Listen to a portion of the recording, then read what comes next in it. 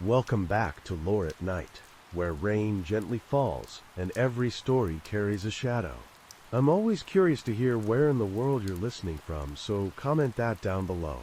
Now get comfortable, and let's begin with the first story.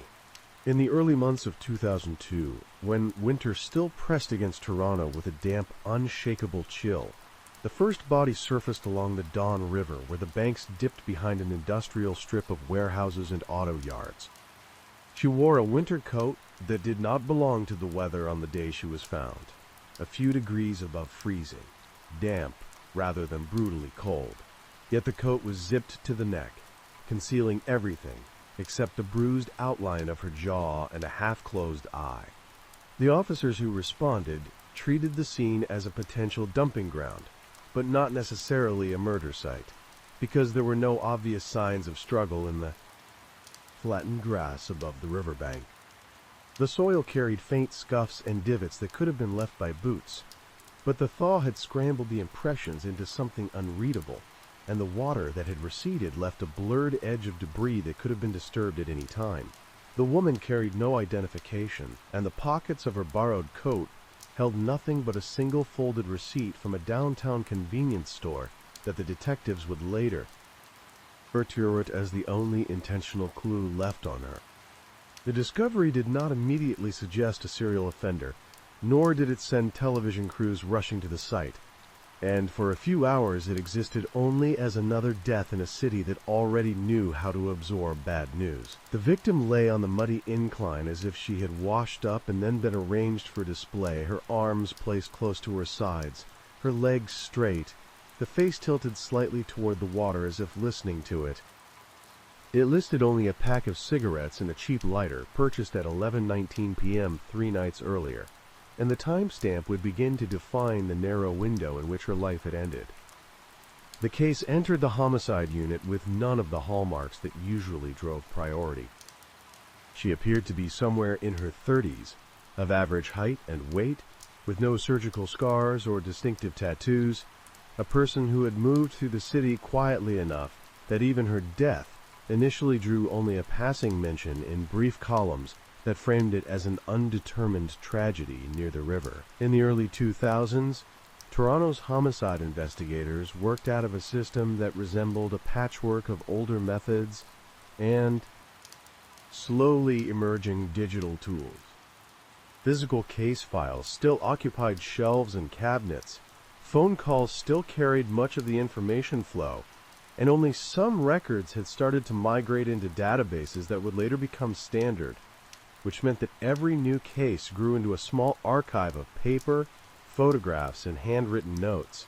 The detective who took primary responsibility for the file, a veteran of nearly 2 decades in the service, began the way he always did. He built a timeline from the few things that could be fixed in sequence: the timestamp on the receipt, the estimated time of death from the pathologist, the weather data for those nights, the calls to emergency services from residents who thought they had heard something unusual near the industrial strip, most of which would prove irrelevant. The autopsy did not reveal exotic methods or a signature that might have immediately alerted the unit to something new in the city. There were no panicked relatives pressing for answers in the first hours, no immediate connection to any prominent person, no political angle that might have forced a faster public response. The pathologist recorded evidence of blunt force trauma to the head and signs of manual strangulation, a combination that fit comfortably within the grim but familiar range of domestic disputes, bar fights gone too far, or opportunistic attacks in isolated spaces. There were no defensive wounds on the victim's hands, which the detective read not as submission but as shock, the suddenness of the first blow, and the briefness of her struggle. Toxicology suggested she had consumed alcohol in the hours before her death, though not in an amount that would have incapacitated her entirely. Traces of over-the-counter medication pointed to a recent illness, or at least an attempt to dull some minor pain, details that would not narrow the suspect field but gave dimension to her final hours. Fingerprints produced no immediate match in local databases, and there were no missing person reports filed in the first days that aligned neatly with her description, which suggested that either she had been in the city only briefly, or that the people in her life had become accustomed to her disappearing for stretches of time without explanation. The detectives' team circulated photographs of her clothing and a sanitized image of her face to nearby divisions, shelters, and social agencies that often recognized people who lived near the margins of formal documentation. She had eaten within 6 hours of death, and the contents of her stomach indicated cheap fast food, the kind easily purchased near transit hubs or convenience strips that looked the same in every part of the city. Identifying her proved more complicated than expected. Weeks would pass before any meaningful response came, and in that gap, the case slipped from the front of the unit's attention, yielding to more urgent files in which names and suspects already existed, and the political cost of failure felt higher. At the time, the city recorded homicides with a level of concern that reflected its self-image as a relatively safe urban center compared with other major North American cities. Each new killing attracted internal pressure to maintain that narrative, yet resources remained finite, and cases that lacked clear connections or immediate fear rarely gathered enough momentum to remain at the top of the stack. The first body by the Don River became one of those quiet files. The detective visited the site again in the days after the discovery, walked the slope where she had been found, and traced the possible routes a vehicle might have taken to access the area with minimal observation. He noted the angles of surveillance cameras mounted on the corners of nearby warehouses, most of which pointed toward entrances and loading bays rather than the river, and requested whatever tapes survived from the relevant nights, only to learn that most had already been overwritten. The convenience store receipt offered the only fixed point outside the river itself. When the detective and his partner visited the store, they found a cramped space lit by harsh fluorescent tubes, with security cameras that recorded to an aging machine whose tapes cycled every few days, erasing themselves in a constant loop. By the time they asked for footage from the night of the purchase, nothing remained, and the clerk could not recall a specific woman among the steady stream of late customers hiding from the cold. Still, the store gave them geography. The victim had been in that neighborhood 3 nights before she died, or at least someone carrying that receipt had been, and the store sat within walking distance of transit stops, cheap bars, and a network of side streets that offered privacy without complete isolation. The detective began to map that zone on paper, documenting hostels, rooming houses, and low-rent apartments, where anonymous lives were most easily carried on. As the weeks stretched into months, another body appeared, but not near the river, and not in circumstances that immediately tied it to the first. It lay in a shallow ravine on the western side of the city, partially shielded by brush, discovered by a dog walker who initially believed the shape to be discarded clothing. Like the first victim, the woman wore a coat that did not match the day's temperature, and her body showed signs of strangulation paired with head trauma that looked disturbingly familiar once the pathologist recorded them.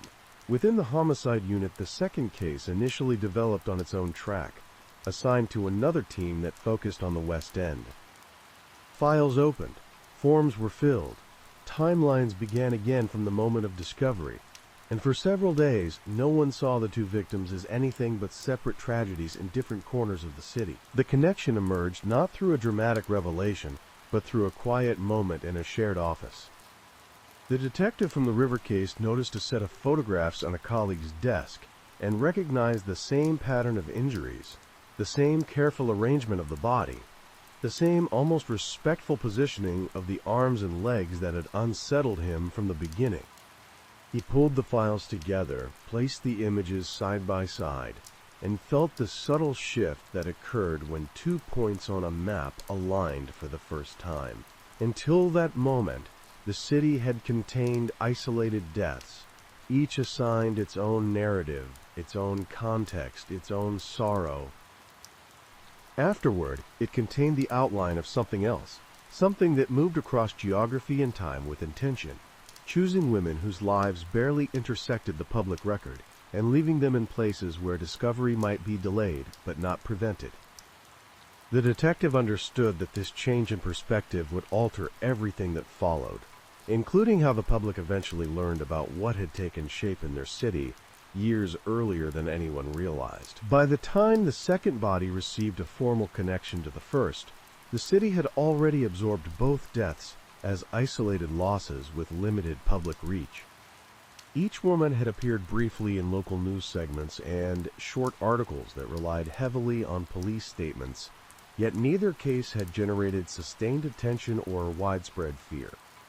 Both victims existed largely as names and grainy photographs in print, accompanied by appeals for information that went unanswered, or drew only vague recollections from those who thought they might have seen someone similar on a streetcar or in a doorway. Inside the homicide unit, the joint file began to grow. The detective who had taken the River case requested the second file and physically combined them, slipping each document into a larger binder that signaled an emerging pattern, even before the term serial appeared in any official paperwork. The first step involved stripping each case back to its most basic elements. Time of death estimates, injury patterns, clothing, locations, weather conditions, and any trace evidence were laid out in parallel. As columns of details formed on whiteboards, the similarities stood out with a quiet, undeniable weight. Both women had been killed within a narrow time frame during late winter and early spring, when the city's streets still retained the residue of snow and salt and the nights stretched long. Both had suffered blunt force trauma to the head followed by strangulation, a sequence that spoke of control and a methodical approach rather than impulsive rage. The bodies had been placed, not simply discarded, in areas where they were shielded from view, but still accessible enough to guarantee eventual discovery. The positioning of their arms and legs suggested deliberation, as if the killer had needed to impose order after the violence. The detective requested a review of unsolved cases from the previous 5 years that involved similar injuries or body placement, focusing on women whose lives left little digital or social trace. The early 2000s presented a transitional moment in record-keeping. Some information could be pulled quickly from newly compiled databases, while older files remained locked in paper archives that required physical retrieval. Assistants rolled carts stacked with boxes into a conference room, and the team worked through them, page by page, searching for echoes of the same pattern. As more details surfaced, a profile began to take shape, not as a complete portrait, but as a set of constraints. The offender appeared to be comfortable moving victims across the city without drawing attention, which suggested access to a vehicle and familiarity with multiple neighborhoods. The body placement sites implied a willingness to walk some distance from where a car might be parked, carrying or supporting an unconscious or lifeless weight through uneven ground. This narrowed the field to someone with at least average physical strength and a level of confidence that came from experience rather than improvisation. The victims shared certain broad characteristics. Both were women in their 30s, of similar build, without prominent markers that would have made them instantly recognizable to a wide circle of acquaintances. Preliminary background checks, though incomplete, indicated histories that involved unstable housing and intermittent employment. Neither woman maintained a consistent presence in medical records or financial documents. Their lives slipped in and out of systems that might otherwise have fixed them in place, which made reconstructing their movements in the days before their deaths difficult. The detective began to see the case less as an investigation into 2 deaths and more as an attempt to trace the contours of an invisible path through the city. He spent evenings driving between the known locations on the map, following routes that a cautious offender might choose. From the convenience store connected to the first victim, he traced side streets toward the river, noting where streetlights failed to reach and where industrial properties created blind spots. From the ravine where the second body had been found, he observed nearby parking areas, footpaths, and any sign of routine traffic after dark.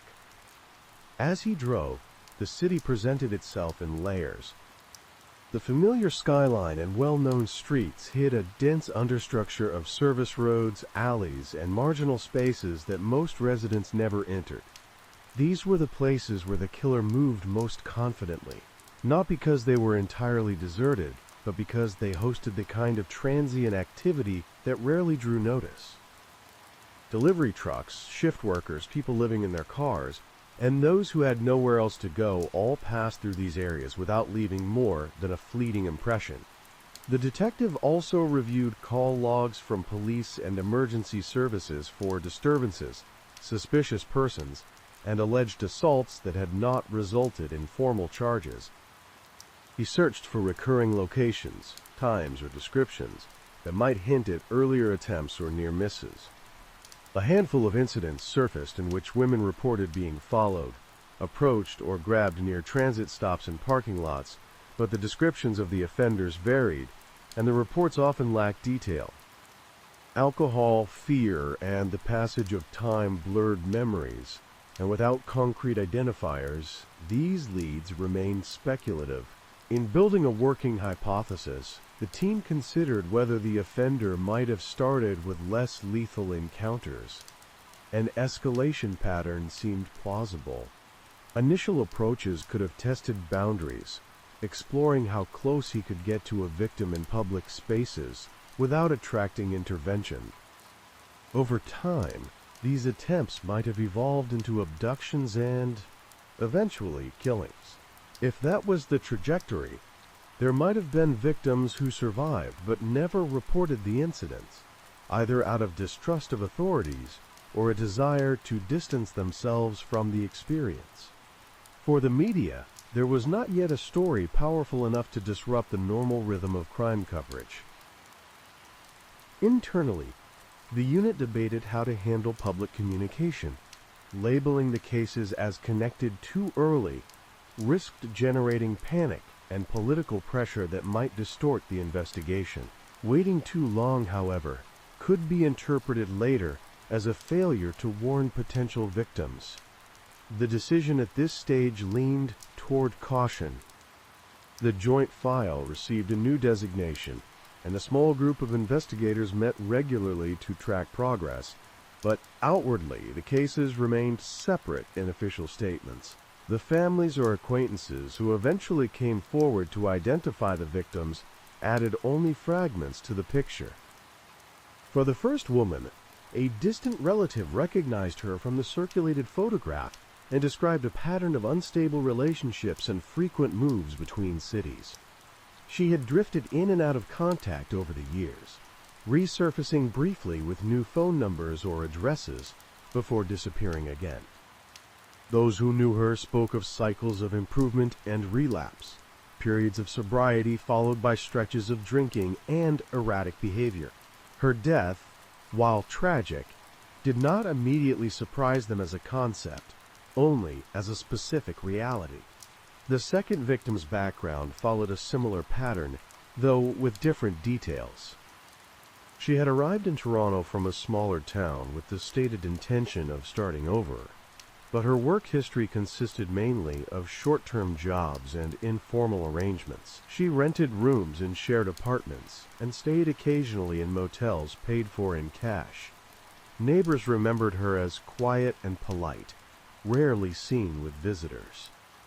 Her name appeared in few official records, and the people who might have known her best had themselves moved on or vanished from clear documentation. These life histories complicated the investigation. The detective understood that in order to catch whoever had killed them, he would need to understand not only how they died, but how they lived. Their routines, however irregular, might intersect with the offender's habits. The bars they favored, the shelters they visited in bad weather, the clinics they used when sick, and the corners where they stood waiting for work or rides, all formed a network of potential contact points. Reconstructing these paths required time, patience, and cooperation, from organizations that were often overburdened and underfunded. Within the unit, some skepticism persisted. A few colleagues suggested that the similarities between the cases might be coincidental. Blunt force trauma and strangulation were not uncommon methods, and vulnerable women who frequently moved through isolated spaces were inherently at higher risk of victimization. It remained possible, they argued, that two different offenders had chosen similar methods for unrelated reasons. The detective acknowledged the logic but remained convinced that the details of body placement and clothing choices tipped the balance toward a single perpetrator. The coats remained particularly significant in his mind. In both cases, the victims wore outerwear that did not match prevailing conditions, as if someone had dressed or redressed them after death. The zippers were pulled all the way up to the neck, concealing injuries that might otherwise have been immediately obvious upon discovery. This suggested a form of staging. The killer wanted the bodies to be found, but perhaps not in their rawest state. There might have been a ritualistic component, or it could have been an attempt to control the narrative of the crime by shaping how the victims would appear to the first person who saw them. As the investigation entered its second year, the joint case occupied an uneasy space between urgency and obscurity. It did not dominate the unit's workload, yet it never fully receded. Whenever a new homicide involving a woman was reported, the detective checked the initial details against his growing list of criteria. Most of the time, the connection failed quickly. Different injuries, different victim profiles, clear suspects, or circumstances that spoke plainly of domestic disputes removed those cases from consideration. The process, however, reinforced the sense that the unknown offender remained somewhere within the city's fabric, moving carefully, selecting targets. The absence of fresh incidents that fit the pattern produced its own tension. It was possible that the killer had been arrested on unrelated charges or had died in an accident or overdose. It was equally possible that he had changed cities, taking his methods to another jurisdiction that had yet to link its own unsolved cases. Another possibility loomed quietly at the edge of every discussion. He might still be in Toronto, waiting, adjusting his approach in response to whatever private impulses governed his actions. The detective's life gradually bent around the investigation. Off-duty hours blurred into on-duty practices as he found himself reading reports at his kitchen table, revisiting maps, and considering the subtle differences between the two confirmed victims. He wondered whether there were others who had not yet been linked, women whose deaths had been classified as accidents or overdoses with insufficient scrutiny. If those cases existed, they would require a painstaking re-examination of files that had been closed years earlier, a task that demanded both institutional support and a willingness to question earlier conclusions. For the moment, the investigation remained poised at an uncomfortable threshold. Enough evidence existed to justify treating the deaths as connected, but not enough had surfaced to illuminate a clear path forward. The city continued its daily routines. Commuters filled trains, office towers lit up at dawn and emptied at dusk, and neighborhoods cycled through their own patterns of change. Somewhere within that motion, the person responsible for the two carefully arranged bodies either watched events unfold or moved on with life, as if nothing in particular had occurred. The stillness broke not with another body, but with a discovery that suggested the past had been underestimated. A clerk combing through older case records for an unrelated audit noticed a file whose description fit uncomfortably well with the developing pattern. It involved a woman found years earlier on the edge of a construction site, her body laid out with similar precision, her injuries described in clinical language that mirrored the more recent autopsy reports. The file had been closed as a probable transient death with undetermined circumstances, overshadowed by other priorities at the time. When the detective opened that old folder and read the first lines, He recognized not only the method, but also the same quiet, deliberate care in how the victim's body had been left. The timeline of the case shifted backward, and what had seemed like the beginning of a series now appeared to be only a midpoint.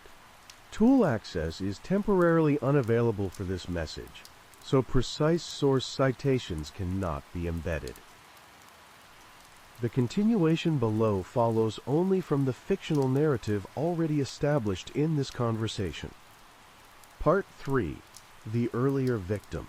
The construction site case came from a different season and a different mood in the city.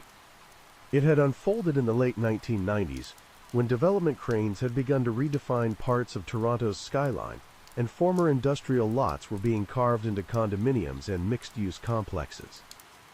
The file described a partially fenced property near a major intersection, a place where heavy equipment sat idle at night, and piles of gravel and rebar created temporary landscapes that shifted with each phase of work. The victim had been discovered by a site supervisor arriving early on a Monday morning. Her body lay on a flat stretch of compacted earth just beyond the reach of streetlight glow, positioned between a stack of lumber and a shallow trench dug for future utilities. The report noted that she appeared almost orderly in the chaos of the site. Her arms rested close to her sides, legs aligned, clothing straightened. A jacket had been zipped to the top, despite milder weather that would not have required such protection.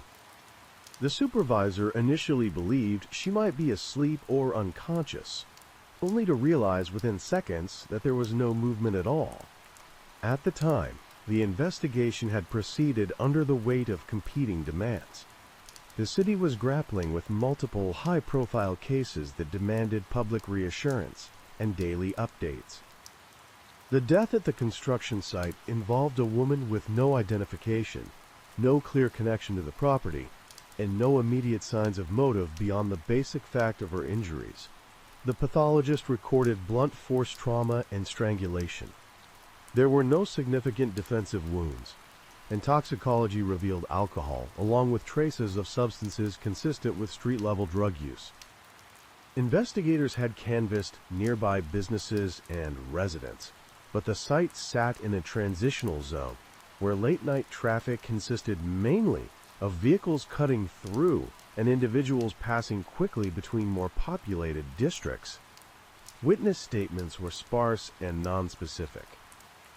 A few people recalled seeing a woman who might have matched the victim's description in the vicinity on prior nights, sometimes alone, sometimes in the company of unidentified men. None of these accounts provided enough detail to establish a suspect. Without strong leads or public pressure, the case gradually cooled. The file's eventual notation of undetermined circumstances marked the quiet end of official effort. Years later, when the detective from the River case read the summary, the parallels were immediate. The positioning of the body, the combination of injuries, the choice of a liminal space between visibility and concealment, and the presence of a zip jacket all mirrored the patterns emerging in the more recent deaths. The construction site victim, like the others, existed on the edge of formal systems, her life only partially documented, her movements difficult to reconstruct. The older file suggested that the unknown offender had been active for longer than anyone had suspected. Reclassifying the case required procedural steps. The detective requested that the file be reopened and re-examined under the joint investigation. Evidence that had been preserved according to the standards of the time, though limited, was reviewed using updated techniques. Some items no longer existed, having been discarded under retention policies that assumed the case would remain closed. What remained included photographs, autopsy reports, and a small collection of physical samples stored in sealed containers. Laboratory staff applied more recent analysis methods to the surviving evidence. Minute traces that had once been considered unusable or ambiguous were re-examined. The chances of obtaining definitive results after so many years were slim, but even partial findings could reinforce or refine the developing picture of the offender. The focus rested not on dramatic forensic breakthroughs, but on incremental additions to the case's internal logic. The detective built a timeline that now stretched over several years. The construction site death marked an early point in the series, followed by a gap that might or might not have included additional, still unrecognized victims. Then came the 2 confirmed cases in the early 2000s. This extended pattern suggested a sustained presence, an offender who operated with enough caution to avoid frequent detection, yet with sufficient compulsion to return to similar methods and victim types. The city's growth during those years had provided both cover and opportunity. New developments, shifting neighborhoods, and changing infrastructure created a landscape in constant flux, full of places where a person could vanish without immediate notice. The detective considered the possibility that the offender had some connection to construction or related trades. Such work would have granted familiarity with sites like the one in the older case, and comfort in moving through partially secured areas at odd hours. A worker might know which fences were temporary, which locks were rarely checked, and where security patrols tended to focus. Employment records from that specific project, however, were incomplete. Companies had merged, gone out of business, or transformed, and the paper trails of hiring and subcontracting had not been preserved in ways that lent themselves to easy reconstruction. Despite these limitations, the hypothesis guided new lines of inquiry. The detective and his colleagues compiled lists of individuals with histories of working on similar sites who also matched general geographic and demographic parameters. This process produced a long roster of names, most of whom had never attracted any criminal scrutiny. Narrowing the field required cross-referencing with other data: prior arrests for assault or harassment, restraining orders, complaints that had not resulted in charges, and incidents of workplace misconduct. The emerging profile did not rely solely on occupation. Behavioral patterns played a central role. The offender appeared to choose victims whose disappearances would not immediately activate extensive searches. Their precarious ties to family, work, and stable housing created gaps in which days or even weeks could pass before anyone questioned their absence. This allowed the killer time to distance himself from the crime scenes and adjust to any investigative developments. The consistent staging of the bodies implied a need for control that extended beyond the act of killing. Arranging the victims, dressing or redressing them, and selecting specific types of locations all spoke to a ritualized element in his behavior.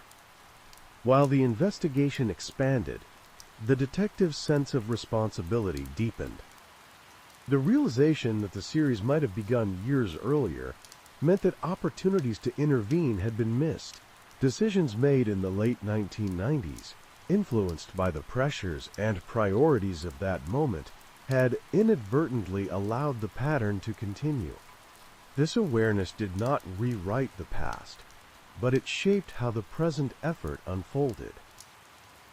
Every potential lead, no matter how tenuous, received more attention than it might once have been given. The question of public communication resurfaced with greater urgency. With 3 linked cases spanning several years, the argument for informing the public grew stronger. Yet the uncertainty surrounding the total number of victims and the lack of a clear suspect complicated the decision.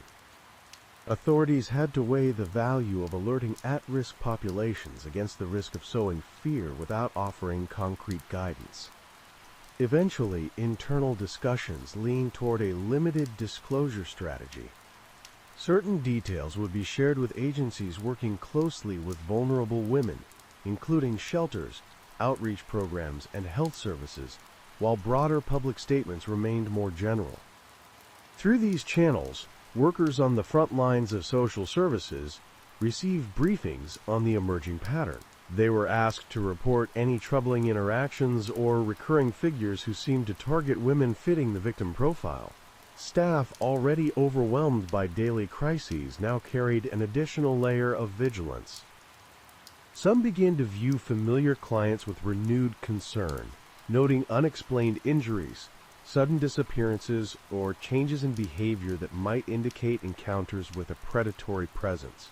In parallel, the detective examined closed files involving women whose deaths had been classified as accidents, overdoses, or undetermined causes in locations that shared characteristics with the known scenes.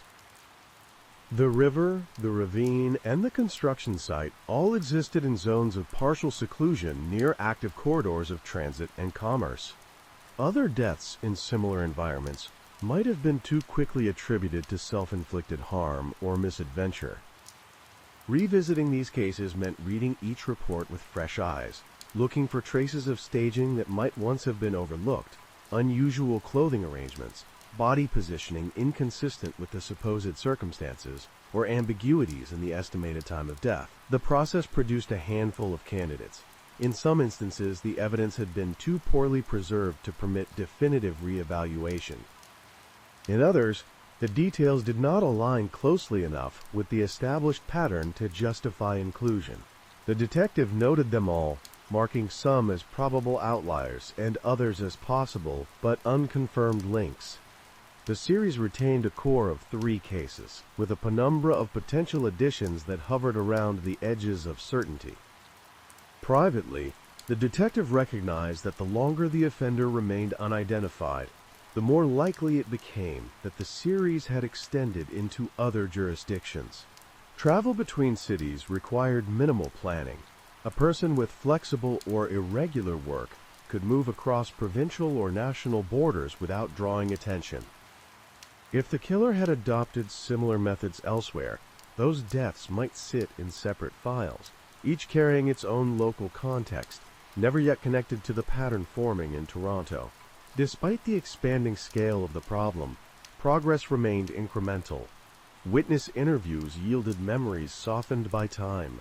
Records arrived slowly from external agencies. Forensic results took weeks or months to process. In between these developments, the investigation settled into a rhythm of careful persistence.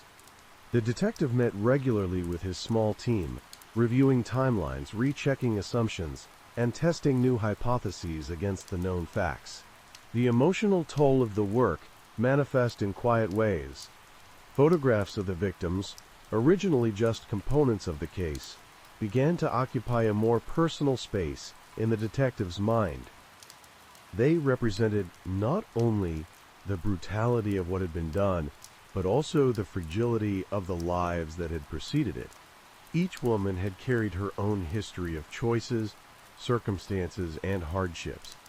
Whatever their struggles, they had not deserved to become anonymous entries in a growing list of unsolved deaths. At times, the absence of new crimes that fit the pattern offered a measure of relief. No fresh victims meant that, at least temporarily, the unknown offender had either stopped or shifted focus. Yet that same absence also deprived the investigation of new evidence that might have broken the case open. The detective lived in that tension, aware that every quiet month could represent either safety or the deceptive calm before the next discovery.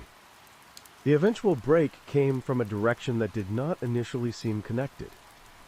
A patrol officer in another division responded to a call involving a disturbance near a storage facility on the city's periphery. A man had been reported loitering around the property late at night, moving between rows of units and lingering near the less visible corners of the lot. When confronted, he offered a vague explanation about waiting for a friend who never appeared. His identification revealed a minor criminal history, mostly related to property offenses, and he was released after a brief check. The incident would have passed without further notice, if not for a detail in the officer's report. The man's employment, casually recorded during the interaction, listed work in construction and related site maintenance, with a history of moving between short-term contracts. The storage facility itself sat within a short drive of both the ravine and several areas that appeared on the detective's maps of potential hunting grounds. When the report crossed his desk as part of a routine information sweep, the convergence of occupation, geography, and behavior caught his attention. The name on that report, previously buried among hundreds of other entries in various systems, now moved to the center of the detective's focus. The name from the storage facility report did not, by itself, prove anything. It belonged to a man who had accumulated the kind of minor infractions common among those living on the edges of stability: petty theft, trespassing, public intoxication, and occasional confrontations that ended in warnings rather than charges. His record reflected a life of intermittent employment in construction and site maintenance, with gaps that aligned uneasily with the periods in which the known victims had been killed. The detective began with what could be verified. Employment records, sparse but not entirely absent, showed contracts at several construction projects across the city during the late 1990s and early 2000s, including one tied directly to the site where the earliest victim had been found. The man's address history traced a path through low-rent apartments, rooming houses, and temporary accommodations near industrial corridors and transit routes that overlapped with locations on the investigative maps. Each confirmed detail strengthened the possibility that he had moved within the same shadowed geography as the victims. Surveillance, once authorized, unfolded quietly. Unmarked vehicles followed him from his modest apartment to various casual labor pickup points, hardware stores and bars frequented by other transient workers. His routines appeared unremarkable on the surface. He worked irregular hours, spent evenings drinking in small groups or alone, and returned home late, often on foot, choosing side streets rather than main routes.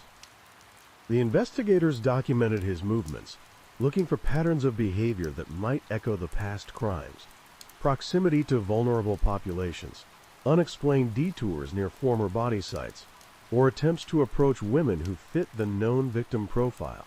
The man's residence, a cramped second-floor unit above a small business, contained little of obvious evidentiary value when first observed from the outside. Curtains remained partially drawn, and no visitors were seen entering or leaving with regularity. The detective sought legal authority for a search only after assembling a circumstantial framework that integrated his work history, geographic overlap with the crime scenes, and the storage facility incident that had initially brought him to attention. Approval did not come quickly, but eventually the threshold of reasonable justification was deemed met. The search took place early on a weekday morning, when the man left for what appeared to be another casual labor shift. Once he departed, the team entered the unit with measured efficiency, cataloging each item with the methodical attention the series warranted.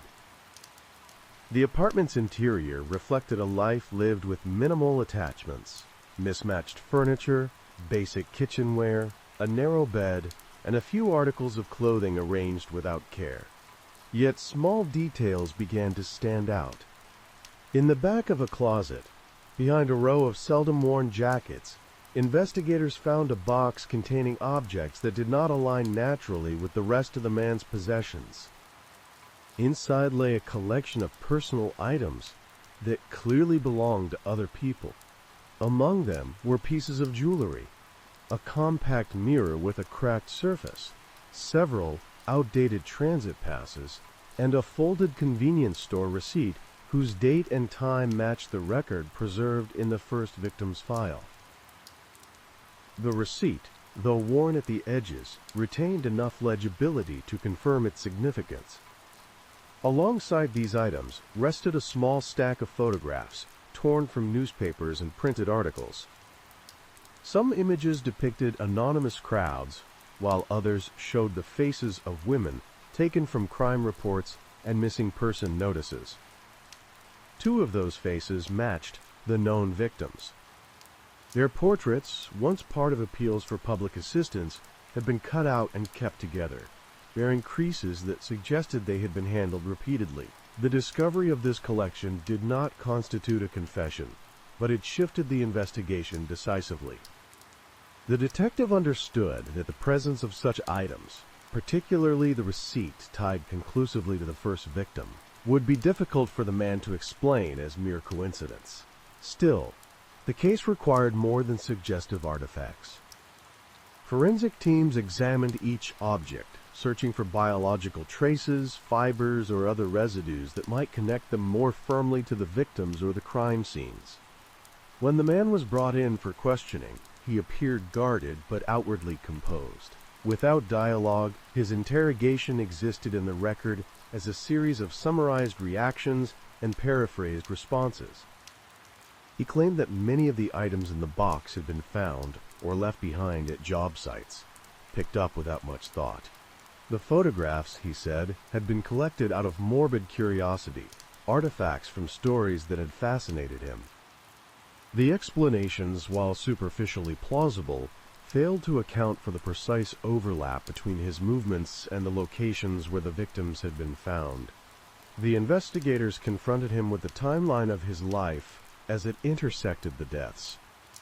They outlined his presence on the construction crew when the earliest victim appeared at the site, his residence within walking distance of the river during the period when the first known body surfaced there, and his employment near the western ravine at the time of the second confirmed killing.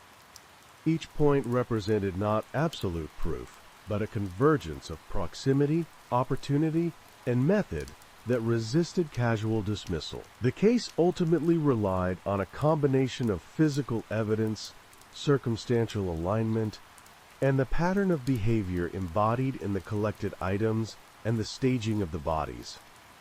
While no single piece provided a complete picture, together they formed a mosaic that made alternative explanations increasingly untenable. Expert testimony framed the similarities in injuries, body positioning, and victim selection as indicative of a single offender rather than a series of unrelated attacks.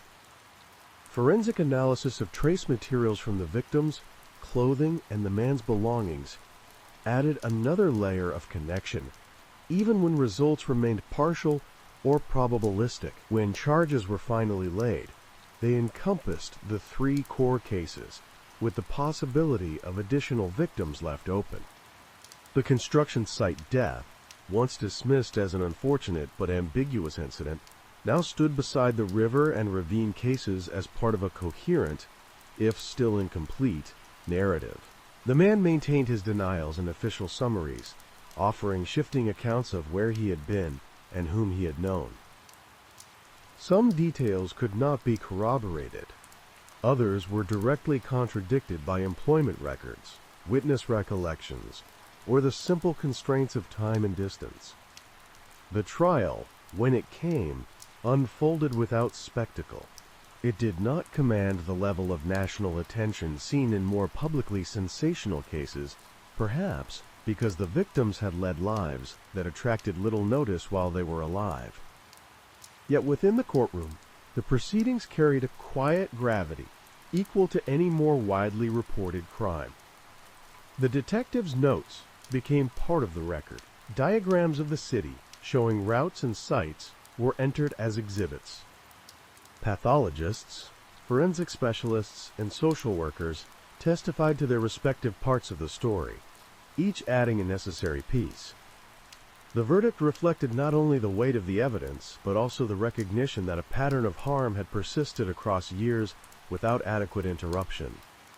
The man was convicted on multiple counts, with sentencing documents referencing the deliberate nature of the killings and the vulnerability of the victims. The possibility of other, uncharged crimes lingered in the language used, acknowledging that the known cases might represent only the portion of his actions that had risen to visibility. For the families and acquaintances of the victims, the outcome offered a constrained form of closure. It did not restore what had been lost, or fully answer the question of why these specific women had been chosen from among so many who moved through similar spaces. It did, however, establish accountability in a system that often struggled to deliver it for those whose lives unfolded beyond stable employment, fixed addresses, and enduring social networks. Memorial services, some held years after the deaths, framed the women not as anonymous case numbers, but as individuals whose histories extended beyond the manner of their deaths. Within the police service, the case became a reference point, It illustrated both the limitations of earlier investigative assumptions and the value of revisiting past files with new perspectives and tools. Training materials began to include examples drawn from the series, emphasizing the importance of recognizing staging behaviors, patterns in victim vulnerability, and the potential longevity of offenders who operate in marginal spaces.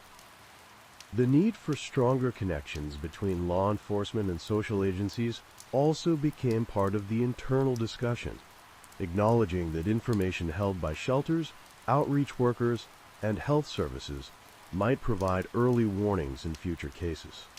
For the detective, the conclusion of the trial did not erase the years spent mapping absence. The photographs of the victims remained, no longer active exhibits, but enduring reminders. He kept a copy of the city map used in the investigation, the colored marks and lines fading with time but still visible. Each point represented a moment when a life had intersected the path of someone who saw vulnerability not as a condition to be alleviated, but as an opportunity to assert control. The city itself continued to evolve. Construction sites became finished buildings, vacant lots transformed into new developments, and some of the liminal spaces that had once sheltered the offenders' movements were absorbed into more regulated environments. Yet, other margins emerged, as they always did, in the gaps between policy and reality, prosperity and displacement. The conditions that had enabled the crimes did not disappear entirely. They shifted, altered in form, but not in essence. In the official record, the case ended with convictions, sentencing, and a closed file designation for the 3 confirmed murders. Unresolved questions persisted only in informal conversations and private reflections. Were there additional victims whose deaths had never been connected, either in Toronto or elsewhere? Had earlier incidents occurred that left no clear trace because the women survived, but never reported what happened? The narrative built in court stopped where the evidence stopped, but the detective's understanding extended beyond those boundaries. Years later, when new investigators encountered the file as part of their training or research, they found a case that demonstrated how a pattern could emerge from what initially appeared to be isolated tragedies.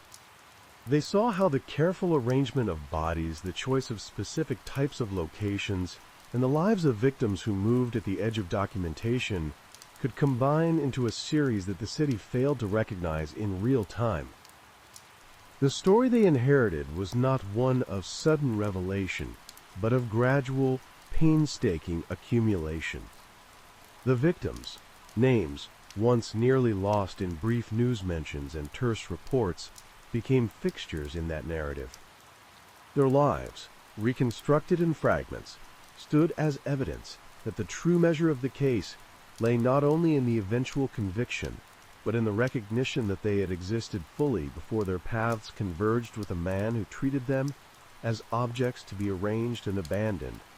In that recognition, the fictional account of their deaths, presented as a cautionary tale in the style of true crime, found its quiet conclusion. Now, let's get into the next story for tonight. In the sticky heat of 1992 Miami, police found Lila Torres sprawled on her living room floor, one arm stretched toward an overturned table lamp, the other bent at her side, her body turned slightly as if she had tripped reaching for it. The scene looked off from the start, her legs straight and close together, slippers placed neatly under the coffee table instead of scattered nearby, the lamp cord coiled back into place like someone fixed it after the fall. Lila Torres, 37, rented the small one-bedroom in the Little Havana neighborhood, a tight grid of pastel bungalows and chain-link fences where Cuban bakeries filled the air with sweet bread smells, and families sat on stoops late into humid evenings. She worked as a seamstress at a factory near the airport, coming home to stitch alterations for neighbors while music played from her old radio. Her cousin called police after a week of no contact, worried about the storms knocking out power and Lila not answering. Officers stepped carefully through the cluttered living room, noting no broken glass or furniture tipped over, just that lamp on its side with a faint scratch on the base.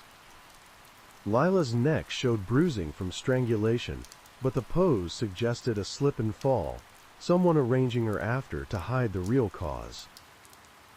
The medical examiner confirmed it at autopsy.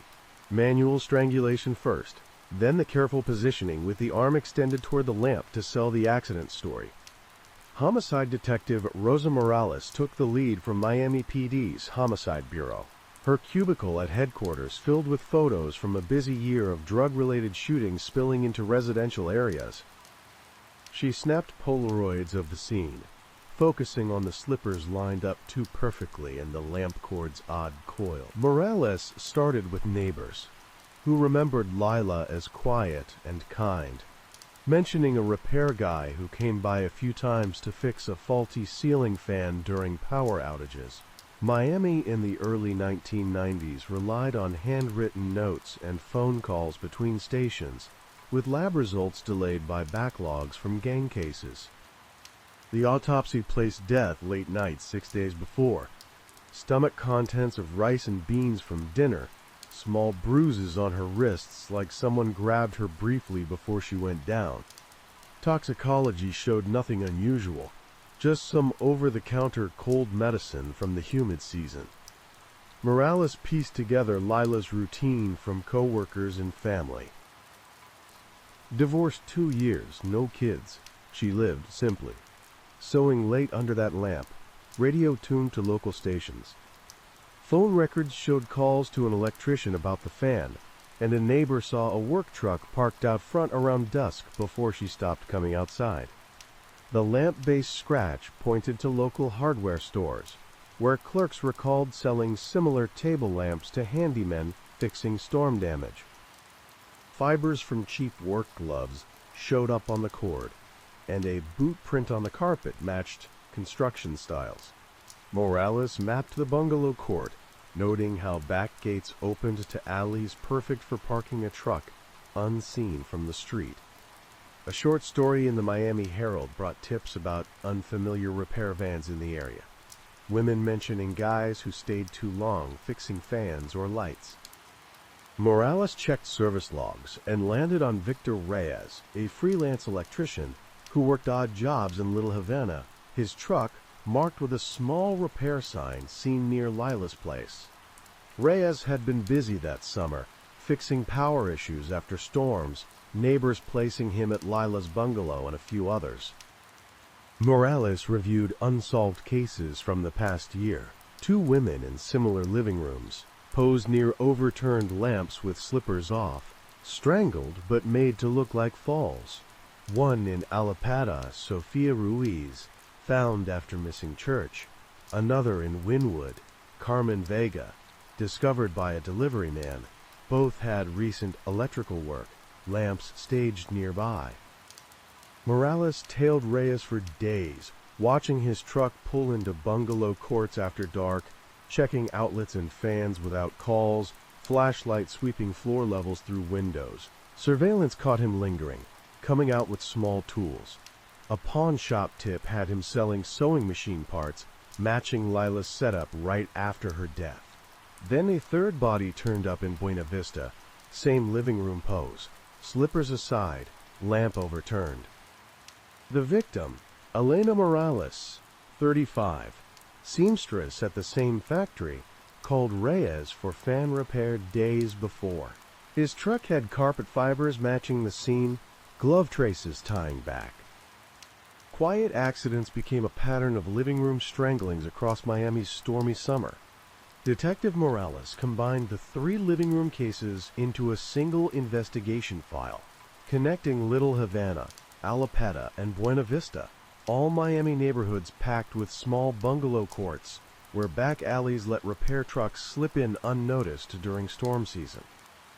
Each woman lay near an overturned table lamp with one arm stretched out, the other at her side, legs straight, slippers lined up under furniture instead of kicked off, necks bruised from strangulation but set up to look like simple trips over clutter. Elena Morales, the latest at 35, sewed uniforms at the same factory as Lila Torres and had called Victor Reyes about a flickering fan just days before. Morales plotted Reyes's repair jobs on a map of the area. His white truck with the repair logo hitting bungalow courts, where single women in their mid-30s lived alone, fixing fans and outlets after blackouts. Victor Reyes, 40, picked up electrical work through word of mouth, handling storm fixes in older homes while the city dealt with bigger crime waves downtown.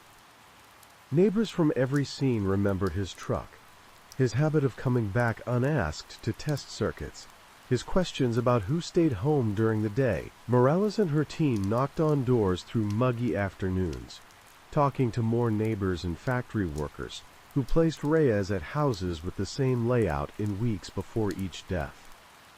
Pawn shop tickets showed him selling sewing tools and radio parts that matched items from Lila's bungalow and Elena's shelf. His bank deposits spiked right after those jobs, with no good explanation beyond cash repairs. Morales ran his background and found a couple of old complaints about showing up uninvited. Cases dropped when homeowners got free fixes. The victims lined up too. All divorced or single, working factory or service shifts that left evenings alone under table lamps. No family close by to check fast. Autopsies showed quick strangulations from behind. Bodies moved and posed without much mess, hinting at surprise or mild calming drugs. Lab tests picked up low sedatives in 2 cases. Common cold pills sold anywhere, just enough to slow someone down. Morales pulled in detectives from nearby stations, meeting in a humid conference room to compare photos. Glove fibers matched across scenes, cheap cotton from hardware stores, but boot prints sized close to Reyes's from a parking ticket photo. They put surveillance on him, unmarked cars trailing his truck from job sites to bars on Calle Ocho, watching him circle back to bungalows after dark, flashlight checking windows and doors like he owned the place. Early lab work linked dirt from Elena's carpet to Reyes's truck mats, hair from the lamp cord ruling out victims but fitting a male profile. Morales returned to the scenes, Tex pulling more fibers from chair cushions that matched his work pants. A Herald story brought calls from women who turned away repair guys lingering too long, descriptions matching Reyes perfectly. A 4th case popped from Overtown that spring, same lamp pose and slippers, back gate smudged. The victim, Marta Lopez, had Reyes his fan repair receipt. Morales added it, the pattern running 8 months through Miami's rainy zones. Reyes switched parking spots after hearing about police asks, but tales stayed on him, snapping photos of him testing gates at night. Morales worked with a behavioral analyst who pegged Reyes as someone using trusted repair work to get inside, picking women whose deaths looked like everyday accidents in busy neighborhoods. The exact arm poses and slipper placement screamed staging to buy time. Team talked fake repair calls for bait, but safety risks shut it down. They spread rumors through electrical supply shops instead, making Reyes nervous. A few holdouts thought it might all line up by chance with so many storm repairs, but the lamp cords coiled the same way, and identical poses changed minds. Gas receipts put Reyes near Marta Lopez's place during her last hours. The net pulled tighter around the electrician whose fixes covered something deadly in Miami's hot alleys. Detective Morales got a warrant for Victor Reyes's truck and storage spot after the carpet dirt matches and boot print sizes lined up too well with all 4 scenes. The team hit it early one morning before the heat built, pulling open the back of his white repair truck parked behind a little Havana lot. Under a pile of extension cords and fan parts sat a metal lockbox bolted to the frame, its contents spilling out women's sewing kits from Lila Torres's table. A factory ID badge in Elena Morales' name folded small like pocket carry, and work gloves crusted with carpet fibers typing straight to every bungalow floor. Lab techs moved quick on the haul. The gloves had skin traces ruling out the victims, but matching a male profile that fit Reyes's age and build from his driver's license records. Sewing kit needles scratched in patterns linking to pliers in his toolbox, and the ID badge carried a tiny blood fleck matching Sofia Ruiz's type from a sewing cut. Morales lined up the evidence next to crime scene photos, showing how Reyes kept pieces from each job before setting the lamp poses. Reyes drove up as they wrapped the search, his work shirt damp from an early call. He took the cuffs without a fuss, eyes flicking over the truck like he knew the game was up. Booking shots showed rough knuckles fitting the neck bruises, hand size matching the grip marks perfectly. Morales watched him pace the holding cell on video, same restless pattern neighbors saw him use circling bungalows at night. The task force hit 12 detectives, sharing tips from across Miami's bungalow zones as storms picked up. They went back to every scene with fresh vacuums and lights, pulling chair fibers matching Reyes's truck mats and pants from an old ticket. Neighbors and factory friends added details. Reyes asking if anyone else lived alone during fan fixes, showing up unasked after dark to check wiring, pawning items that matched victim belongings. Gas station cameras placed his truck near each death, times leaving zero alibi room. A fifth case surfaced from Flagler, same lamp and slippers pose, gate prints matching. The victim, Julia Perez, had Reyes's repair receipt. Morales made it core number 5. Pattern running a full year through storm-hit courts. News coverage brought women calling about repair guys who pushed inside too long, lineups nodding yes to Reyes's face. Background dug up Reyes drifting into Miami after electrical gigs in Tampa. Old landlord complaints about basement peaks settled with free work. Co-workers remembered him tailing female clients after jobs, getting mad over tips. A police psychologist labeled him control-driven, using electrician trust to target women whose staged falls blended into neighborhood accidents. Store receipts timed glove and sedative buys right before each death. Patterns screaming planning. Alley divers found a sack of lamp cords with fibers from Carmen Vega's scene. Team dropped bait repair ideas for safety but whispered through supply shops, spooking Reyes into switching lots. Tips flooded about his gate tests, witnesses picking him firm. Doubters quieted with the glove traces and trophies sealing it. Morales tracked his cash against storm weeks, bumps tying direct to victim jobs. In jail, Reyes scratched wiring diagrams into his bunk, stopped early. Warrants swept his apartment, uncovering more badges and kits, case locked tight. Hurricanes brewed offshore as Morales walked Lila's bungalow one last time, now gated higher from community push. The pattern stood plain, electrician turning storm fixes into strangling setups, leads circling him tight in Miami's wet heat. Prosecutors filed charges against Victor Reyes for the 5 confirmed living room murders running from Little Havana to Flagler, the evidence pile too heavy to shake. Glove fibers, sewing kits, and carpet traces linking his truck straight to every scene, with repair logs and gas station timestamps putting him at each bungalow during the exact death hours. Life sentences without parole landed quickly across all counts, the judge highlighting how Reyes targeted alone working women whose lamp poses hid stranglings as common falls in Miami's crowded courts. Appeals dropped off fast, and he died in a Rayford cell from untreated illness in 2008, just another line in prison files. Follow-up work after charges tied him to 2 more probable cases from 1991, but legal time limits kept them uncharged, settling the known run at 7 over 16 months through Miami's wet seasons. Homicide units updated procedures, requiring repair ID verifications for storm calls, backgate cameras in bungalow zones, and tip-sharing lines before digital systems took over.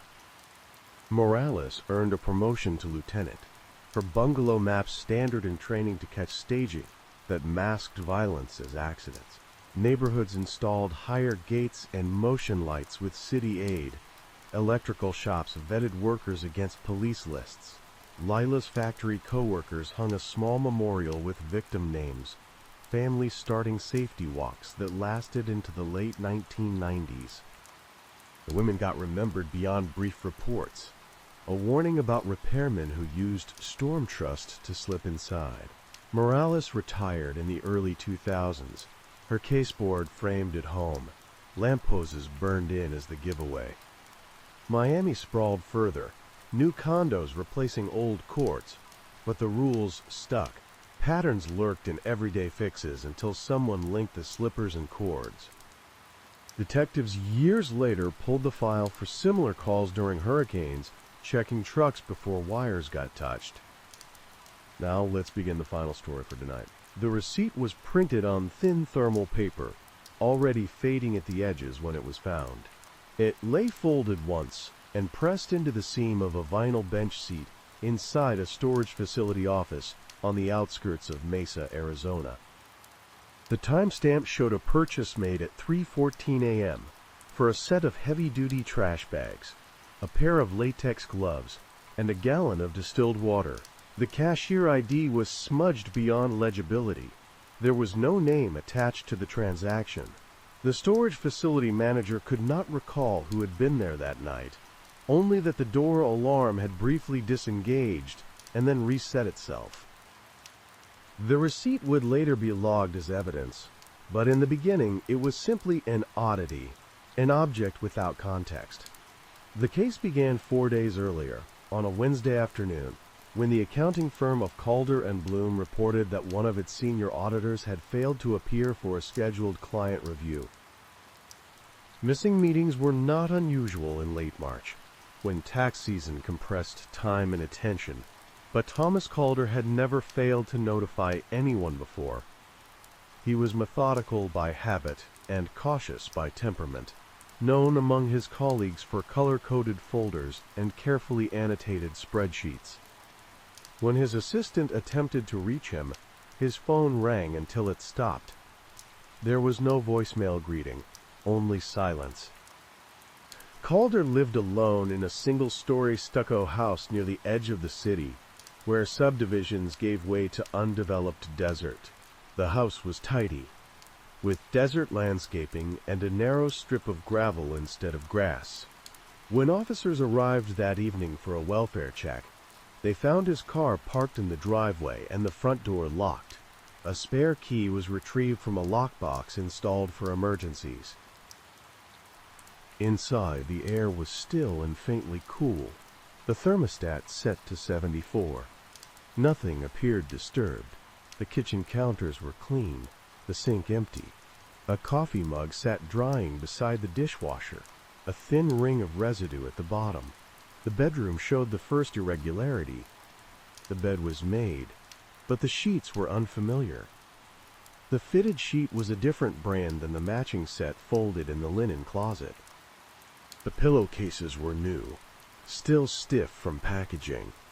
Investigators noted this without immediate interpretation. In the bathroom, the trash can had been emptied recently. There were no signs of struggle, no blood, no overturned furniture. Calder's wallet lay on the dresser, his credit cards and cash intact.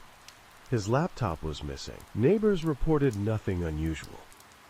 One woman across the street recalled seeing Calder the previous night, walking his trash bin to the curb. He had waved, as he always did, then gone back inside. Another neighbor mentioned a white utility van parked briefly near the house earlier that week, but could not recall the day or time. Utility vehicles were common in the area, where ongoing construction brought a steady rotation of contractors.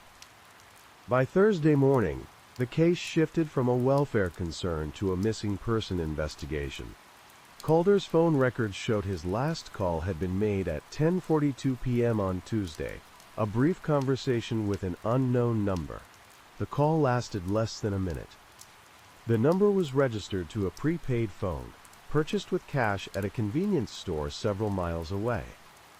The store's cameras were outdated, their footage overwritten every 72 hours. By the time investigators requested it, the relevant data was gone. Calder's bank accounts showed no unusual activity. His credit cards had not been used since Monday afternoon, when he had purchased groceries near his office. His email showed no messages sent after Tuesday evening. A draft message remained unsent in his outbox, addressed to a colleague, containing a single incomplete sentence about a discrepancy in a client ledger. The cursor blinked at the end of the line, as if waiting. The client in question was a regional logistics company that had recently expanded its operations across several states. Calder had been assigned to audit its internal controls, a routine process complicated by rapid growth. His notes indicated concerns about inventory reporting and irregular shipping manifests. Nothing suggested criminality on a scale that would invite violence, but investigators understood that financial irregularities often concealed more than simple errors. They requested a copy of Calder's working files from the firm's servers. Some folders were missing, deleted shortly after midnight on Wednesday. The deletion had been performed remotely, using Calder's login credentials. The discovery raised immediate questions about access. Calder was careful with passwords, changing them regularly, and storing them only in a handwritten notebook kept in his desk drawer. That notebook was still there, its pages neatly filled.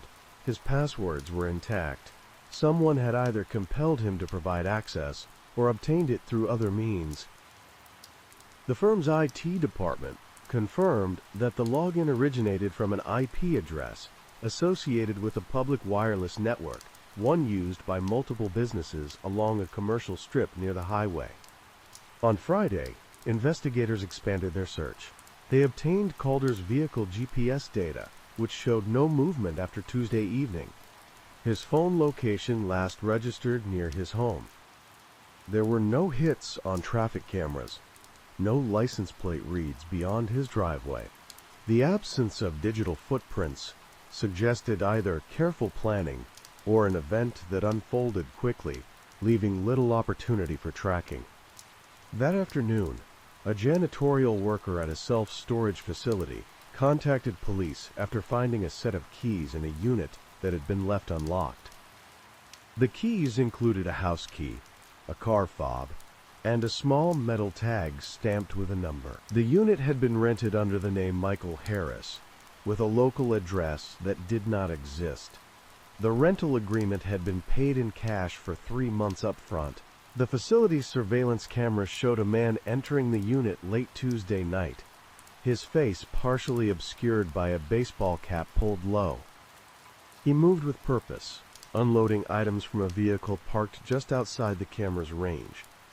The footage was grainy, but clear enough to show a careful method, no wasted motion. Inside the unit, investigators found a folded tarp, several empty cardboard boxes, and a roll of plastic sheeting. There was no sign of blood, but the concrete floor had been recently cleaned. A faint chemical smell lingered in the air, sharp and clinical. The keys were identified as Calder's. The metal tag matched a lockbox number from his office. The receipt found in the office bench seat was discovered during a secondary sweep of the facility, tucked into a crack as if discarded hastily. It did not list the storage unit as a destination, but its timing aligned with the rental agreement. The items purchased suggested preparation, though for what remained unclear. By the end of the week, Thomas Calder had not been seen or heard from. His routine, once predictable, had dissolved into fragments. Investigators faced a landscape of negative space, an absence that spoke as loudly as any physical evidence. The house offered no answers, the office only hints. Somewhere between a late-night phone call and a rented storage unit, Calder's life had intersected with someone else's intention. The case file grew thicker, but the central question remained unresolved. Whether Calder had uncovered something dangerous or become collateral in a different scheme was not yet apparent. What was clear was that someone had taken deliberate steps to erase him, leaving behind only objects that suggested planning and restraint. As the search widened and pressure mounted, investigators understood that the receipt was not a starting point, but a midpoint, evidence of an action already in motion. Whatever had happened to Thomas Calder had been decided before anyone noticed he was gone. The investigation shifted tone once the storage unit was processed and sealed. What had first appeared as a disappearance now carried the shape of an operation. The absence of violence no longer suggested safety. It suggested control.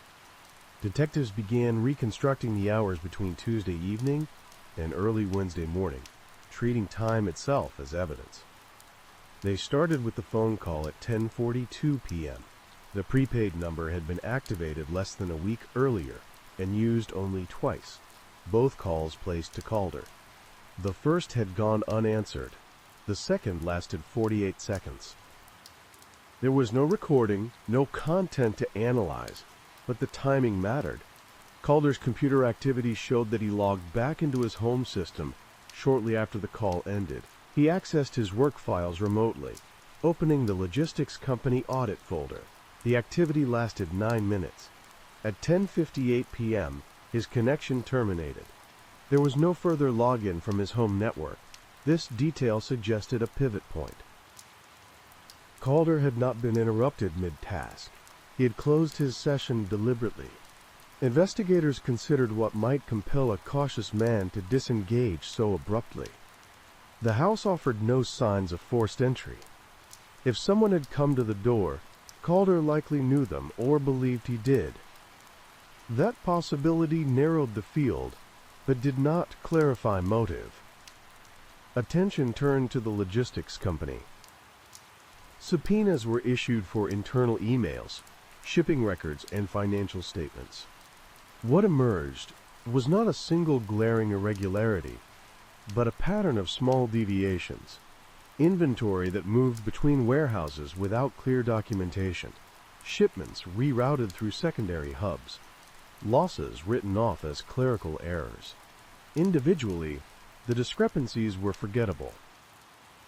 Together, they suggested a shadow system operating alongside the official one. Calder's notes reflected this unease. He had highlighted recurring vendor names that appeared briefly and then vanished from the records. One vendor, listed as a maintenance subcontractor, had been paid substantial sums despite no corresponding service logs. The payments were approved through layers of management, each signature diluting responsibility. It was the kind of structure that allowed plausible deniability to function smoothly.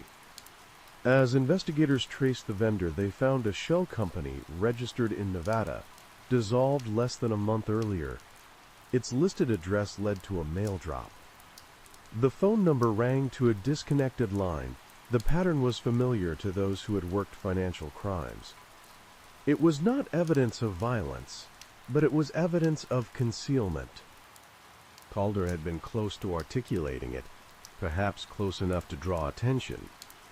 Meanwhile, forensic teams returned to Calder's house with a narrower focus. Luminol testing revealed faint traces of cleaning agents in the hallway near the front door, not enough to indicate blood, but enough to suggest a recent, thorough wipe-down. The new sheets on the bed took on new significance. They were not replacements for damaged bedding. There had been no stains beneath them. Instead, they appeared to have been changed as a precaution, a way to remove any trace of presence beyond Calder's own. The garage yielded another subtle anomaly. Calder kept his tools organized, hanging from labeled hooks. One hook was empty. The label read Utility. The corresponding space on the workbench showed a clean rectangle, as if an object had been removed and the surface wiped. Investigators considered what a utility tool might imply. Not a weapon, but something functional, adaptable. Bolt cutters came to mind, but there was no indication they had been stored there. The absence remained undefined. On Saturday, a break came from an unexpected direction. A traffic enforcement officer reviewing unrelated footage noticed a white utility van parked overnight in a no-parking zone near the commercial strip by the highway. The van appeared in multiple camera feeds between midnight and 4 a.m. on Wednesday, moving incrementally, repositioning itself along the block. Its plates were partially obscured by dirt. Enhancement revealed enough characters to identify it as a rental vehicle. Rental records led investigators to a location near Phoenix Sky Harbor Airport. The van had been rented late Tuesday afternoon by a man using a valid driver's license under the name Daniel Moore. The license was real, but the photograph did not match any known criminal database. The address listed belonged to an apartment complex, but the unit number did not exist. The rental agreement included an additional driver, name omitted, signature illegible. The van was returned early Wednesday morning. Staff recalled nothing unusual, only that the interior smelled faintly of cleaning solution. Standard procedure had already turned it over to another customer, and it was now out of state. The trail cooled quickly.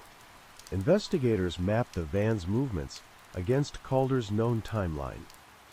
The proximity to his home, the storage facility, and the public wireless network formed a loose triangle. Each point suggested a step in a process, not a spontaneous act. Someone had planned to move Calder, to access his work, and to remove physical traces. The sequence implied cooperation, or at least rehearsal. Psychological profiling offered limited clarity. Calder did not fit the profile of someone likely to leave voluntarily.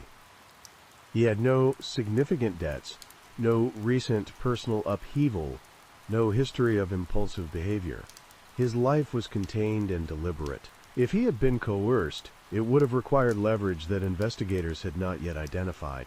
If he had been deceived, it would have required a credible narrative, something that appealed to his sense of responsibility or professional duty.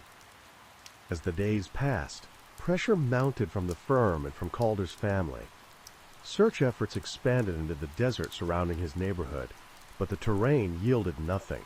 No shallow graves, no discarded clothing, no personal effects.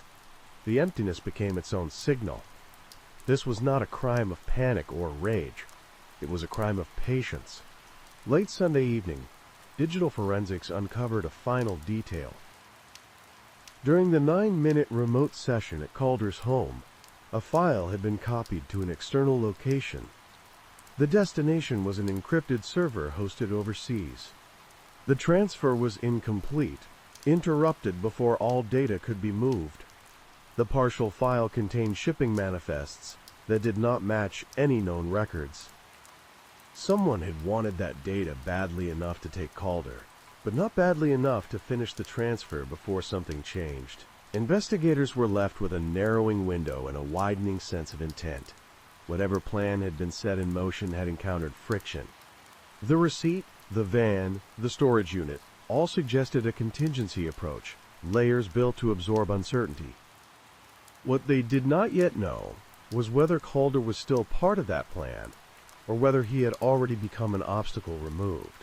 As they prepared to move deeper into the logistics company's operations, one question began to dominate internal discussions. If Calder had been taken to secure information, why leave any trace at all? The answer, still out of reach, would determine whether the case remained a search or became something final. By the second week, the investigation had shed any remaining pretense of uncertainty about intent. What remained unclear was outcome. Calder's absence had settled into a structured silence, one reinforced by the methodical nature of the evidence. Each new finding added definition to the act, without revealing its conclusion. The logistics company became the center of gravity. Investigators embedded with financial crimes analysts began reconstructing the shadow system Calder had been auditing. They built timelines from freight movements, comparing declared inventory against fuel usage, driver logs, and toll records. Patterns emerged slowly. Certain routes consistently showed excess fuel consumption without corresponding delivery volumes. Other routes showed the inverse, full deliveries on paper with little physical evidence they had occurred. The discrepancies clustered around 3 distribution hubs, each managed by different regional supervisors, each insulated by layers of reporting. The working theory shifted toward cargo diversion. High-value goods moved off ledger, replaced by documentation that balanced internally while concealing loss externally. It was not an amateur operation. The scale suggested coordination across departments, perhaps even across companies. Calder's role as an external auditor had given him access without allegiance. That neutrality, once an asset, now appeared dangerous. Investigators attempted to identify who within the company might have known how close Calder was to isolating the scheme. Email metadata showed that his incomplete draft had been opened remotely twice after his disappearance, accessed from the same public wireless network used to delete his files. The draft itself had not been altered. It remained unfinished, as if whoever reviewed it wanted to know what Calder knew without adding anything of their own. Meanwhile, attention returned to the storage unit. Forensic analysis of the tarp and plastic sheeting revealed no biological material. The absence was striking. These were tools prepared for a task that either had not occurred or had occurred elsewhere. Investigators considered the possibility that the unit had served as a staging area rather than a site of harm. If so, Calder had been moved again. A search of regional rental records uncovered a second storage unit, rented under a different name, but paid with the same sequence of cash withdrawals from an ATM near the airport. This unit, located several miles south, contained nothing at all. No tarp, no boxes, no residue. It was empty to the point of sterility. The rental had been terminated within 48 hours. The timing overlapped with the return of the van. The pattern suggested testing, rehearsal, redundancy. Whoever orchestrated the operation had allowed for failure. Investigators debated whether Calder had been alive during these movements, or whether his absence was being used as leverage in absentia. The lack of communication from any perpetrator complicated the analysis. There were no demands, no threats, no attempt to monetize the disappearance directly. Psychological assessment of the unknown offender or offenders leaned toward risk management rather than domination. This was not an act driven by impulse or ego. It was driven by containment. Calder's knowledge represented a variable that needed control. Whether that control required his cooperation or his removal was still unresolved. On Wednesday, a partial breakthrough arrived through an overlooked channel. Calder's car insurance provider reported an automatic diagnostic ping from his vehicle, triggered when the battery voltage dropped below a threshold. The ping had occurred early Thursday morning, roughly 30 hours after his last known activity. The location registered near an industrial park outside the city, an area dominated by freight depots and repair yards. By the time investigators arrived, the vehicle was gone.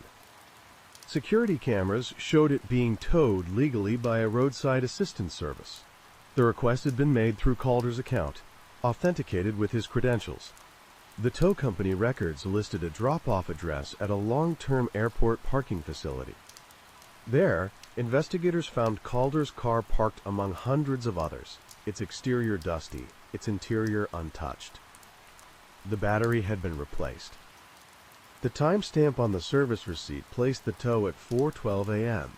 The driver reported no interaction with the customer, only instructions left through the automated system. The discovery reframed the timeline. Calder's car had been moved deliberately, not abandoned. Someone had ensured it would not draw attention through neglect. The action suggested that Calder's disappearance was not meant to be noticed quickly. Time was a resource being managed. Digital analysts revisited Calder's financial activity with renewed focus. A review of his retirement account revealed a single login from an overseas IP address 2 days after his disappearance. No changes were made. The login appeared exploratory, a check, rather than a transaction. Investigators interpreted this as a signal. Someone was assessing Calder's value beyond his immediate role, measuring whether his silence needed to be permanent. As the logistics company came under increased scrutiny, subtle resistance emerged. Requests for documents were delayed. Compliance officers asked for clarifications already provided. Legal counsel became more visible. The behavior was not overtly obstructive, but it was coordinated. Investigators recognized the tactic. Delay could erode momentum, introduce doubt, and allow time for internal adjustments. Behind the procedural friction, the human element remained unresolved. Calder's family pressed for answers. His routines, once a source of predictability, now underscored his absence. The house remained empty, its cleanliness beginning to feel unnatural. The changed sheets were left untouched, a detail that lingered in the minds of those who had seen them first. By the end of the third week, investigators faced a narrowing set of possibilities. Either Calder was being held somewhere, alive but inaccessible, or he had been removed in a way designed to leave no recoverable trace. The evidence supported both interpretations with equal restraint. The operation's discipline suggested that if Calder was alive, it was for a reason that had not yet expired. If he was dead, it had been handled with the same care as every other step. The partial data transfer remained the unresolved fulcrum. Whatever interrupted it had changed the calculus. Investigators began to suspect that the interruption had not been technical. It had been human. Something had occurred during those 9 minutes that altered the plan, forcing adaptation. As pressure closed in on the logistics company, a final question began to take shape among the investigative team. If Calder had been silenced to protect a system, what would happen when that system could no longer be protected? The answer, they understood, would arrive not through speculation, but through the next action taken by whoever had decided that one man's knowledge was too dangerous to remain uncontrolled. The final movement of the case began not with a discovery, but with a collapse. On the fourth Monday after Thomas Calder vanished, the logistics company's internal controls failed under their own weight. A junior compliance analyst, operating under a preservation order, flagged a server cluster that had been excluded from the original subpoenas due to a clerical error. The cluster contained mirrored backups of shipment data, retained automatically and rarely accessed. Unlike the primary system, it had not been scrubbed. Within those backups was the remainder of the file Calder had attempted to transfer during his final remote session. The interruption had not prevented the data from existing. It had only delayed its retrieval. When analysts reconstructed the file, the scope of the scheme became unmistakable. High-value electronics and pharmaceutical shipments were being siphoned from legitimate routes and diverted into a parallel distribution chain that fed gray market wholesalers. The operation relied on timing and documentation rather than brute force, exploiting trust embedded in logistics workflows. It was efficient, profitable, and fragile. Calder's notes aligned precisely with the uncovered structure. He had mapped enough of the system to threaten its continuity. More importantly, he had begun isolating individual responsibility. His unfinished draft referenced a specific hub manager, flagged for repeated approvals of anomalous transfers. That manager, in turn, had authorized access to Calder's files during a routine audit coordination call the week before the disappearance. When investigators focused on that manager, the remaining pieces fell into place with unsettling clarity. Financial records showed large, unreported cash deposits spread across several months, followed by abrupt withdrawals in the weeks before Calder vanished. Phone metadata placed the manager near the public wireless network on the night Calder's files were accessed remotely. Rental records confirmed that the utility van had been booked using a license that traced back to a forged duplicate of the manager's own identification, altered just enough to evade immediate detection. Confronted with the evidence, The manager did not resist. There was no attempt to bargain or deflect blame upward. The account given was procedural, almost administrative. Calder had been contacted under the pretense of an urgent audit clarification.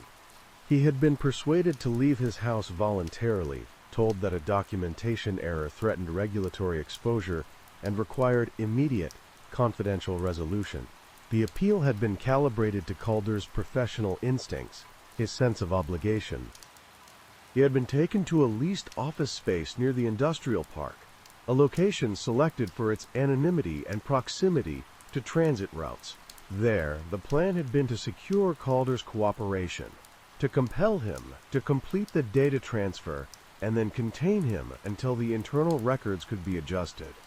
The receipt, the storage units, the cleaning supplies, all were contingencies designed to manage risk rather than enact violence. What disrupted the plan was Calder himself. During the 9-minute remote session, he had recognized that the data transfer was being monitored. He had halted it deliberately and attempted to leave. The ensuing struggle was brief and unplanned. Calder suffered a head injury that proved fatal within minutes. The death had not been anticipated, but it had been absorbed into the operational logic that followed. The subsequent actions, the cleaning, the movement of his car, the staged normalcy of his house, were not expressions of panic. They were acts of damage control executed by someone accustomed to solving problems through process. Calder's body was transported out of state within hours, concealed within a legitimate freight shipment routed through multiple hubs. It was never recovered. The case concluded without spectacle. Arrests were made quietly. The logistics company entered receivership as federal charges mounted. The shadow system was dismantled piece by piece, its efficiency rendered irrelevant by exposure. Calder's role was acknowledged in court filings, his findings validated posthumously through the data he had preserved. There was no final message from him, no recorded warning or dramatic last stand. What remained was a pattern of careful decisions, each one logical in isolation, collectively lethal. The receipt that had once seemed incidental was reclassified as preparatory evidence, not of murder, but of intent to control an outcome at any cost. Thomas Calder's disappearance had never been meant to be permanent. It became so because a system built on concealment could not tolerate uncertainty. In the end, the truth emerged, not through confession or discovery of remains, but through the structure Calder had begun to expose, a structure that, once visible, could not be contained.